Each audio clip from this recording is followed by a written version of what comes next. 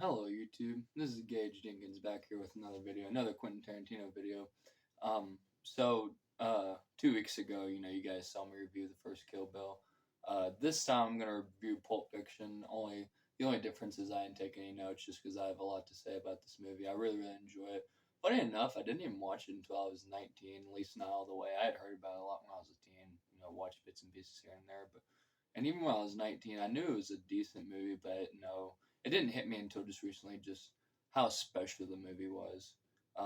Because I was watching an interview with Joe Rogan. He was talking to Quentin Tarantino, and he was saying like about how whenever him and his buddies first moved to LA, and they had first watched the movie when it first came out, and all they can think of is this is the craziest fucking movie I've ever seen. And I really just sat around and thought, I was like, for 1994, this shit must have been nuts. It has a really good cast. Of course, the stars Samuel Jackson, John Travolta, Uma Thurman, Harvey Keitel, Tim Roth is even in there at one point. Ving Rhames. It's a couple really good actors. My favorite character, obviously, was always, Samuel Jackson as Jules. The only reason I say obvious because I feel like that's probably everyone's favorite character in that movie. My favorite scenes, of course, being the beginning, the whole entire Ezekiel 25:17 part. I really have always enjoyed how Samuel Jackson, he can be both scary, funny, and badass at the same time.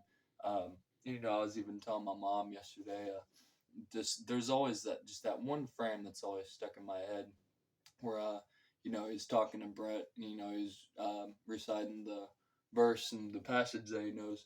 And he just looks back at him. He's like, "I will strike down upon thee with great vengeance and furious anger." Like I just love that shit. I don't know. And I also like the ending. How it picks up or whatever. Oh yeah, I remember what I was gonna say. I remember I saw this YouTube comment. I was watching a video. It was that scene, and someone made a good point. They commented, they were like, Samuel Jackson really deserves an Oscar for making a burger and Sprite seem as amazing as it was. I've like what I was gonna say just before. I really like the part two section of that whole entire Bonnie situation story as well, where it picks up and they're in the apartment.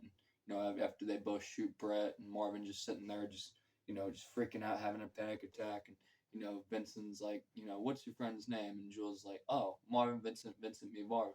And he was like, you better tell him to knock that shit off. It's getting on my nerves. And he was like, Marvin. I knocked that shit off if I was you. And then Alexis Arquette busts out and starts shooting him. That blew my mind when I found that was Alexis Arquette, by the way. Once I went back and watched it, obviously I can see it. But, he starts shooting at him, and, the bullets miss him. They end up shooting old Boyd, killing him. And Jules ends up reacting in a way that I would definitely react as well. He sees the bullets and he's like, this is divine intervention. We should be fucking dead, my friend. Telling Vincent, he was like, man, stop blowing this shit off. This is a miracle. I want you to acknowledge it. Like, I feel that. I would feel that same exact way. And it's just, like I said, Quentin Tarantino is an amazing filmmaker, and it's pure gold.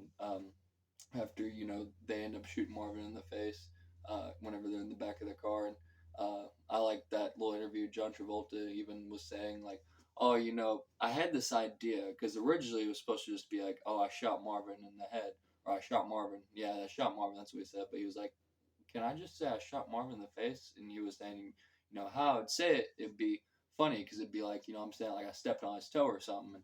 And whenever Quentin Tarantino watched the playback after he said that, he was like, I had no idea I was making a comedy. That's not what I was trying to set it to be, but being funny. I even like Harvey Keitel's appearance in it. After we get to see the little Quentin Tarantino cameo scene, he's all saying like, Vincent's like, a please would be nice, and Harvey Keitel is like, what? He's like, please would be nice, and he's like, sorry, I just don't like people barking orders at me. And Harvey Keitel is like, dude, if I'm vague with you, that means time is a factor. Now, please, pretty please, with sugar on top, clean the fucking car. Like, I just love that's comedy gold. And of course, you gotta love the whole entire monologue between Jules and Vincent whenever they're cleaning the back seat, and Jules like, "Man, I will never forgive your ass for this shit. This is some fucked up, retarded shit." And Vincent's like, "Dude, once a person has done wrong, they're immediately forgiven. Have you ever heard that? And Jules like, get the fuck out of my face with that shit. Like I have a friend who would act just like that. One of my old buddies from school. Um, and he was like, "Get the fuck out of my face!" That motherfucker said that shit. Ain't never had to clean up school on the kind of your dumbass. Like man, for '94, that dialogue must have been crazy as well. Kind of like whenever Joe Rogan was talking, like, "Hey, this must have been the craziest. This was the craziest movie me and my friends have ever seen." The only thing that could pop in my head, the same thing happened in Kill Bill. Quentin Tarantino has a good way of kind of making you feel like, "Oh, what the hell." And then after you see what's actually gonna happen, you're like, oh, okay, this is awesome. Good example of that, like on Kill Bill, in this movie in Pulp Fiction, you have the whole entire scene with Butch and Marcellus. Um, Marcellus Wallace is chasing after Butch. They both meet in the pawn shop, and both the guys end up tying him up, and they end up raping Marcellus Wallace. And just whenever you're just like, what the hell is wrong with Quentin Tarantino? Like, why would he show that? It's like, nope. Butch takes a sword to the one guy. Marcellus Wallace ends up shooting old boy, and like, okay, vengeance comes for both of them guys. So you're not just thinking, what the hell? You're like, okay, so they fucked up and now karma's coming to them. So, you can kind of get behind it. But still, I'm kind of with Joe Rogan. If had been alive in '94, I probably would have thought the same thing. This is the craziest movie. It's kind of like I saw this video. I didn't actually watch it. I saw the title. It said Quentin Tarantino or how Quentin Tarantino um, invented his own subgenre. And I'm wanting to say that some subgenre is just like really controversial, violent crime movies that are really, really well made with a hint of comedy in them. And the only reason why I say a hint of comedy in them is because sometimes it can be over the top, yes, but sometimes even the most realistic dialogue can come off as either, oh, this is a really good movie, or really funny because it's like, oh, you've never seen it like that in a movie. Like I said earlier, the whole entire whenever Jewel or Vincent shoots Marvin in the face, he's like, oh, I shot Marvin in the face. He says it like he just stepped on his toe. I always thought it was really cool. I really enjoyed Bruce Willis in the movie as well. The whole entire monologue with Christopher Walken. He's another good character where he's like talking about the gold watch, about how his dad hit up his ass and all that.